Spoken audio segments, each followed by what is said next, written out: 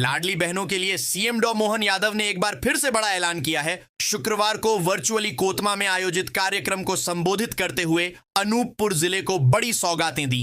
इस दौरान उन्होंने कहा कि सावन के महीने में लाडली बहनों को 250 रुपए का रक्षाबंधन का नेग मिलेगा। ग्रामीण अंचल में पीएम आवास के लिए आए 42,000 मकानों के आवास लक्ष्य में से 18 से 20,000 से ज्यादा हितग्राही जिला पंचायत और शासन का मुंह ताक रहे हैं। उन्हें मकान निर्माण की पहली, दूसरी या तीसरी किस्त नहीं मिल पाई है। मालवीय चौक में मुहर्रम के अवसर पर लंगर वितरित किया जा रहा था, जहां पर फलस्तीन के समर्थन में बैनर लगाया गया था। इसका पता जैसे ही पुलिस को चला, तुरंत बैनर को हटवाया गया। एक समुदाय के लोगों ने मालवीय चौक पर भी लंगर वितरण कार्यक्रम रखा। आयोजक जहां पर लंगर बांट रहे थे, वहीं पर फलस्तीन के समर्थन का एक बड़ा बैनर लगा रखा था। प्रधानमंत्री नरेंद्र मोदी ब्राजील पहुंच चुके हैं। यहां वह ब्रिक्स सम्मेलन में भाग लेंगे। वह रविवार रात रियो डी जेनेरियो के गैलियो अंतरराष्ट्रीय हवाई अड्डे पर पहुंचे।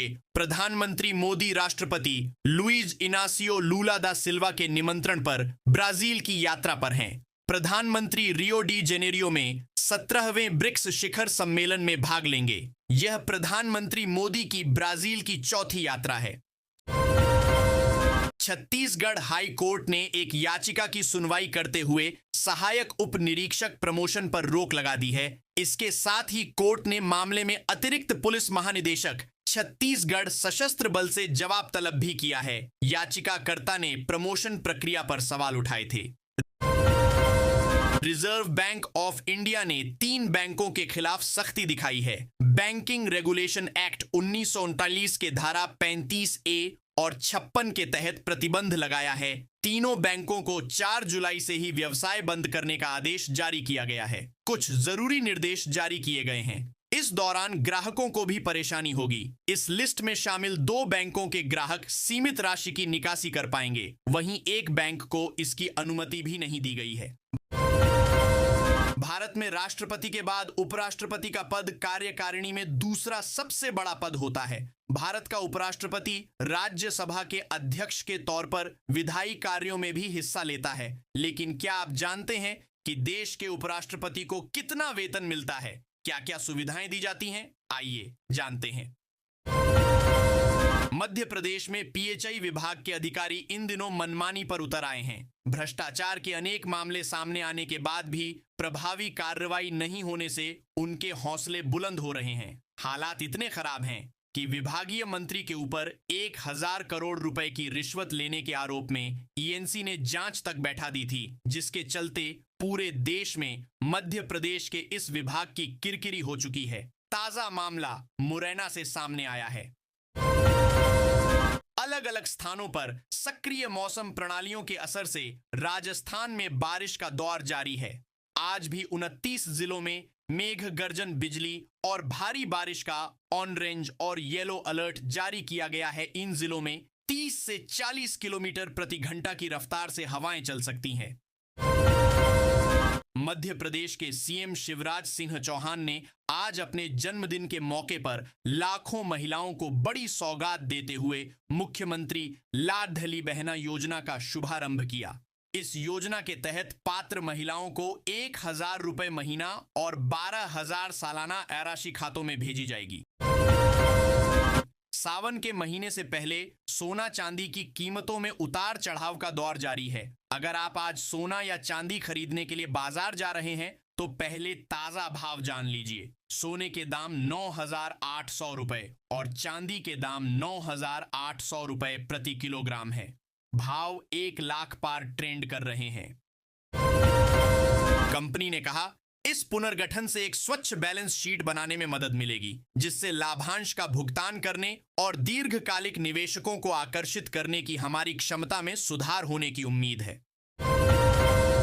जी हां, तुलसी के बीज भी काफी फायदेमंद तुलसी सीड्स बेनिफिट्स होते हैं।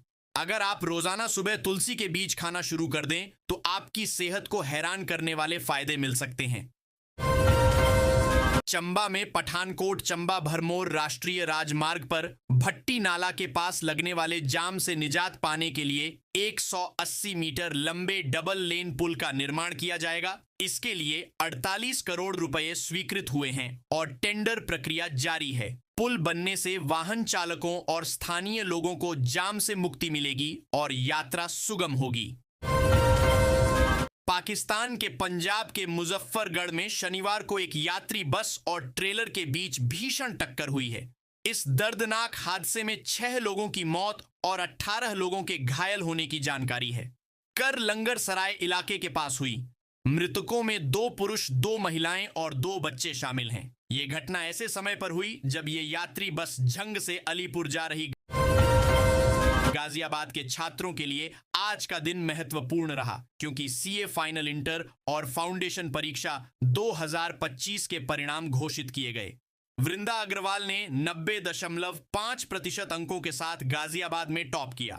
Institute of chartered accountants of India ICAI ने आज 6 जून को आधिकारिक वेबसाइट icai.org और icai.nic.in पर परिणाम जारी किए।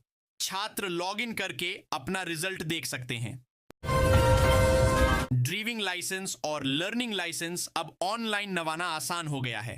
परिवहन विभाग 46 तरह की फेसलेस सेवाएं ऑनलाइन दे रहा है, जिससे लोगों का समय और पैसा बच रहा है। जनवरी से जून तक 11,580 लोगों ने ऑनलाइन लर्निंग लाइसेंस प्राप्त किए हैं, जिसमें पश्चिमी चंपारण जिला सबसे आगे है। ऑनलाइन में मुजफ्फरपुर जिले में सबसे अधिक लर्निंग लाइसेंस जारी किए गए हैं। छिंदवाड़ा के बस स्टैंड और परशुराम वाटिका क्षेत्र में 2 वारदातों के बाद पुलिस ने दोनों को गिरफ्तार किया। विनोद पूर्व में दिल्ली में भी ऐसी ठगी कर चुका है। पुलिस ने आरोपियों के पास से 19 ATM कार्ड और 60,000 रुपये नकद बरामद किए हैं। बिहार भारत का एक ऐसा राज्य है जिसने दुनिया को बौद्ध धर्म और जैन धर्म दिया है। बिहार का विकास एक समृद्ध ऐतिहासिक स्थल के रूप में हुआ है जो भारत की संस्कृति और भव्य इतिहास को दर्शाता है।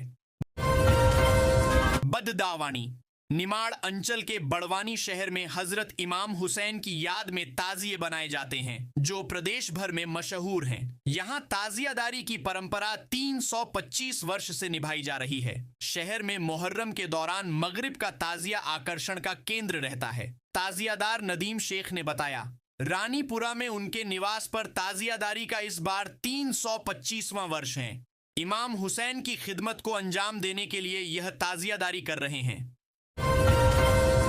भोपाल मध्य प्रदेश पुलिस में एक अनोखा मामला सामने आया है जिसमें एक आरक्षण पिछले 12 सालों से वेतन तो लेता रहा, लेकिन उसने काम एक भी दिन नहीं किया। इन 12 सालों के दौरान हर माह सिपाही के खाते में सैलरी पहुंचती रही। इन 144 महीनों के दौरान सिपाही के खाते में 28 लाख से ज्यादा की राशि पहुंची। मामले का खुलासा तब हुआ जब प्रमोशन के लिए उसे बुलाया गया। पुलिस अब इस मामले में लापरवाही करने वालों पर कार्रवाई की तैयारी कर रही है।